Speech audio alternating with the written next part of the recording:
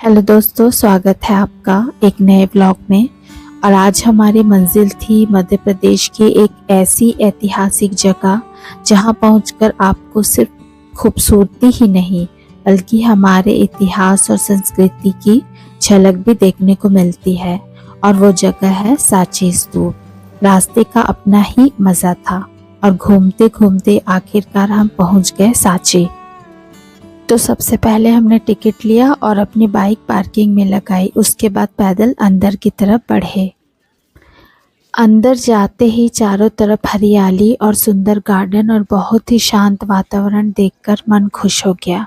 यहाँ की शांति ऐसी है कि कुछ देर के लिए आप अपनी रोज़मर्रा की भाग दौड़ बिल्कुल भूल जाते हैं। और फिर सामने दिखाई दिया सांची का ऐतिहासिक स्तूप। सांची सिर्फ एक घूमने की जगह नहीं है बल्कि यह भारत के प्राचीन बौद्ध इतिहास का एक बहुत ही महत्वपूर्ण हिस्सा है। सांची के बौद्ध स्मारकों की शुरुआत सम्राट अशोक के समय 3री शताब्दी ईसा पूर्व में हुई मानी जाती है।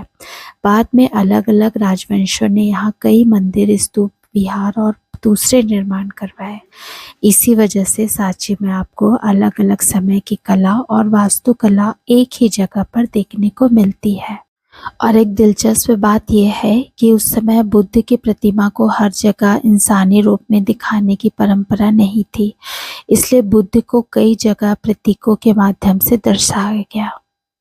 यहाँ घूमते हुए मेरे हस्बैंड ने मुझे सांची की पूरी हिस्ट्री अपने तरीके से समझाई और सच कहूँ तो उनके साथ घूमते हुए जगह को समझना और भी ज़्यादा आसान हो गया। और दोस्तों, मैं एक बात ज़रूर बताना चाहूँगी कि गौतम बुद्ध को ज्ञान सांची में नहीं बल्कि बिहार के बोध गया में बोधि वृक्ष के नीचे प्राप्त हुआ था। सांची का महत्व बौद्ध धर्म के इतिहास, उसके प्रचार प्रसार और इन प्राचीन स्मारकों की वजह से है।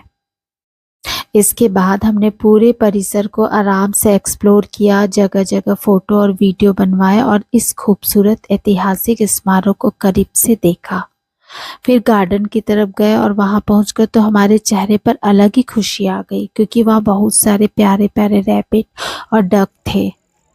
फिर थोड़ी देर आराम से बैठकर हमने खाया मोतीचूर का लड्डू। और हमारी आज की ये खूबसूरत सांची वाली जर्नी यहीं ख़त्म होती है। अब मिलते हैं एक नई जगह, एक नए सफ़र और एक नई कहानी के साथ।